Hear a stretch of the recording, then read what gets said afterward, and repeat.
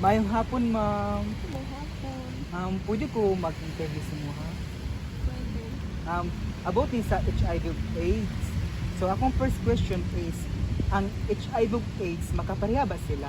No, kay when we say HIV, it is the virus that attacks immune system. Din ang AIDS, basta weak na kayo ang immune system mo, na kayo na ay AIDS. Tungod sa HIV. Ah, sakto ka, ma'am. Tapos, ang number 2 nga question is, makatakod ba ang HIV through hugging, kissing, ano ba? Dili, makatakod ang HIV by blood, semen, or kanang sex to contact ninyo.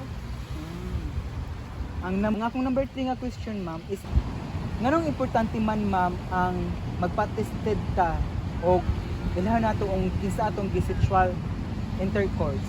So, importante nga mapatested ta para makabalot ta nga kanang nabagyod tay HIV or natay early prevention about sa HIV or AIDS. Salamat kayo, ma'am, sa inyong time. Kamsahamnida.